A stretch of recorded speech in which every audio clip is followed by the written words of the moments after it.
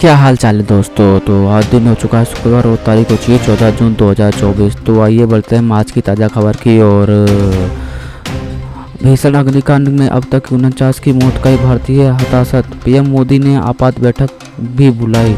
Kuwait में एक इमारत में भीषण आग लग गई है। कुवैत में एक न्यूज़ एजेंसी के अनुसार इसमें आग लगने की बजाय 49 लोगों की मौत हो गई है। बताया जा रहा है कि मृतकों के कई इसमें भारतीय भी निकले गए हैं। पीएम मोदी विदेश मंत्री एम जयशंकर ने हादसे में पूरा शोक प्रकट भी किया है।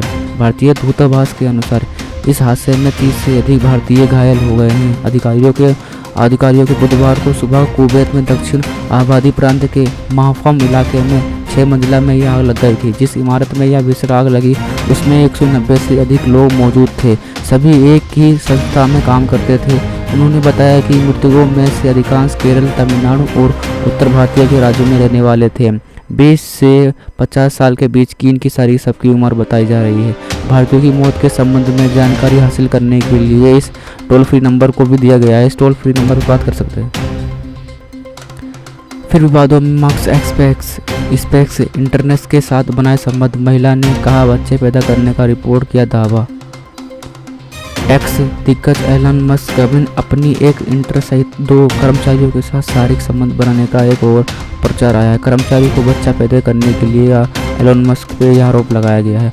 अमेरिकी अखबार वॉल स्ट्रीट जर्नल में छुपी एक रिपोर्ट में दावा किया गया है कि एलन मस्क ने और टेस्ला जैसी कंपनियों के जैसे माहौल बनाया हुआ था जिससे माहौल कर्मचारी असद थी और यह पहली बार नहीं हुआ था जब एलन मस्क पर इस तरह के गंभीर आरोप लगे हैं। इससे पहले भी उन पर कई मामलों में उन पर आरोप लग चुका है। उन पर ल्यूजिक एसिड, डायस्टोमाइंड, एस्टिक कोकीन, टोमाइंड जैसे दोबारा इस्तेमाल और गूगल संस्थापक के सहयोगी बिल की पूर्वी पत्नी निकोल के साथ भी ऐसा उन्होंने करने की कोशिश की थी। संसद अनीफा बोले लद्दाख के लिए राज्य का दर्जा सर्वोपरि, इससे पाने के लिए किसी से भी संपर्क कर सकते हैं। वो निर्दलीय सांसद मोहम्मद हनीफा ने कहा कि पिछले 5 वर्षों में लोग केंद्र शासित प्रदेश बनाने की मांग हमेशा करते आ रहे हैं, शिकायत कर रहे हैं। वे अपने भविष्य के रोजगार के बारे में चिंतित हैं। कई युवाओं को अपने चकनाचूर हो गए हैं और नवचर्चित संसद मोहम्मद हनीफजान लद्दाख के लिए 6ठी अनुसूची और राज्य के दर्जे से मांग किए जा रहे हैं। निर्दलीय संसद ने कहा कि वह राष्ट्रीय जनतांत्रिक गठबंधन के साथ साथ विपक्षी गठबंधन भी इंडिया के नेताओं में प्रवेश करना चाहते हैं संपर्क करने से, ताकि यह सुनिश्चित किया जा सके कि उनके निर्वाचन क्षेत्र में लोगों का उनका अधिकार कैसे उन्हें मिल सकता है। हनीफा जान से नेशनल कॉन्फ्रेंस के इस्तीफा देने के बाद निर्दलीय उम्मीदवार के तौर पर चुनाव लड़ा था। उन्होंने ये भी कहा था कि वह किसी भी दल में शामिल नहीं होंगे। उन्होंने कहा इस बार का लद्दाख में चुनाव हो रहा देखा जाएगा। शिवराज बने कृषि मंत्री, वरिष्ठों का बरकरार। 8 ग्राफिक्स में देखे किसे क्या मिला। प्रधानमंत्री नरेंद्र मोदी अध्यक्षता में नई सरकार की पहली कैबिनेट बैठक में सोमवार को हुई थी। इसके बाद विभागों के बंटवारे ऐलान हो गया। सबसे पहले बात करते हैं CS यानी केंद्रीय मंत्रिमंडल। संबंधित समिति में रहने वाले मंत्रियों की इसमें 4 मंत्रालय होते हैं, गृह मंत्रालय, रक्षा मंत्री, वित्त मंत्री, विदेश मंत्री। बदलाव नहीं, इनमें को किसी में बदलाव नहीं किया है। यानी अमित शाह गृह मंत्री, राजनाथ सिंह रक्षा मंत्री और निर्मला सीतारमण वित्त मंत्री बनी है।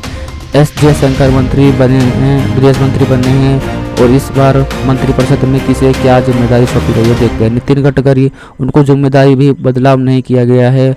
लगातार तीसरी बार बने सड़क परिवहन राजगार मंत्री। और इसके साथ में और भी इसके साथ में खबर जुड़ती है कि पहले बताया जा रहा था कि इंडिया के सबसे अहम घटक दल 16 संसदों में बंटवारा हुआ था।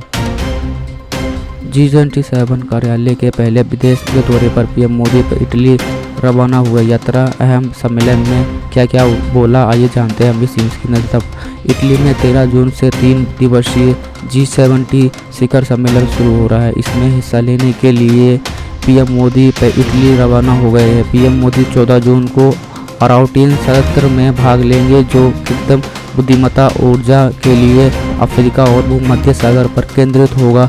वह इटली के पीएम जॉर्जिया मेलोनी के साथ द्विपक्षीय बैठक भी करेंगे। जानकारी के अनुसार पीएम मोदी G77 इधर अमेरिका के राष्ट्रपति जो बाइडेन के साथ इटली में 13 से 15 जून तक का आयोजित होने वाले G77 शिखर सम्मेलन में यूक्रेन में चल रहे युद्ध और गांजा संघर्ष का मुद्दा भी छाया रहेगा। G77 का पूरा नाम है ग्रुप ऑफ 7, जो कि उसका निर्माण हुआ था, जो कि अनौपचारिक वैश्विक रूप से है। 24 लाख छात्रों वाली नीट पर यूजी परीक्षा में अब तक का क्या हुआ है, आरोप कैसे लगाए नीट पे। यूजी नीट अंकों में बढ़ा घटाकर उन पे यह अन्याय किया जा रहा है। आरोप है कि कई छात्रों को अंकों को मनमानी ढंग से घटाया व बढ़ाया गया है, जिसका असर उनकी रैंक पर हुआ है। 24 लाख से ज़्यादा छात्रों वाली प्रदेश परीक्षा का मामला सुप्रीम कोर्ट तक ही पहुँच गया है।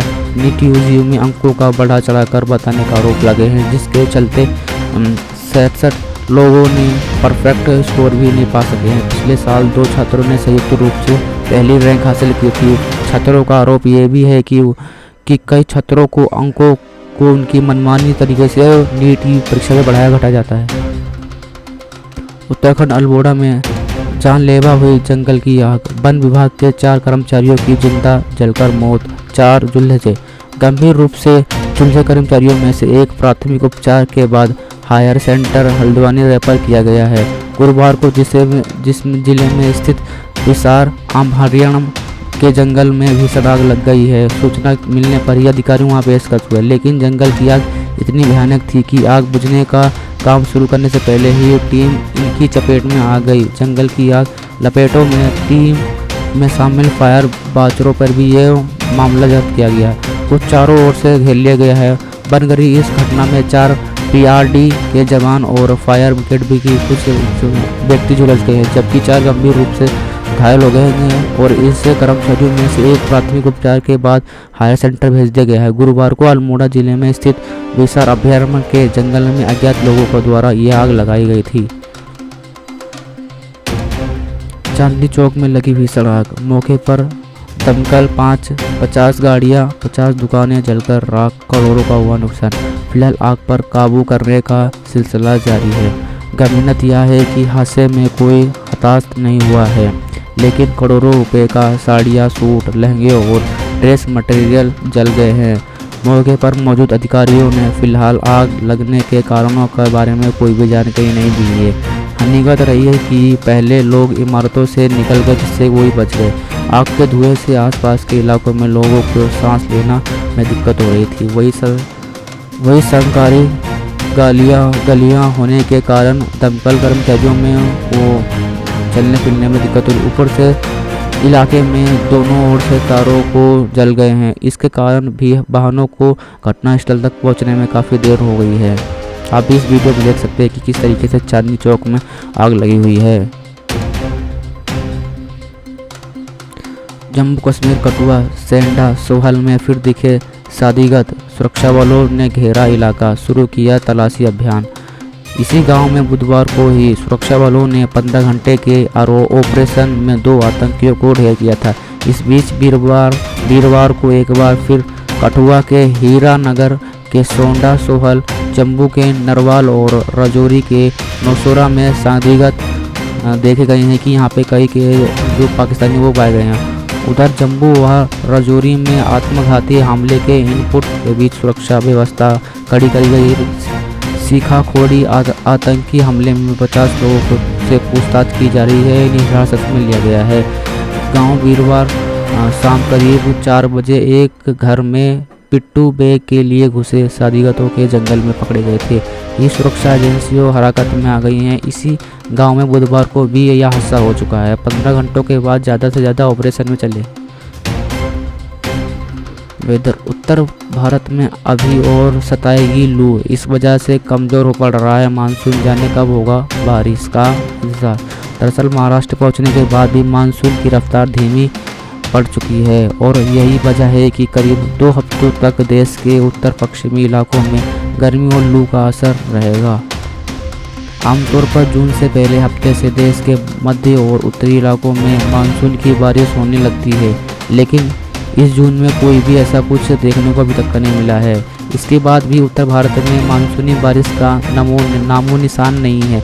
मौसम विभाग के अनुसार देश के समय से पहले ही दस्तक देना चाहिए था। मानसून कमज़ोर पड़ने है, इस वजह से मानसून कुछ दिनों के लिए ठहर सकता है कि अगले 8 से 10 दिनों तक यह कमज़ोर रह सकता है।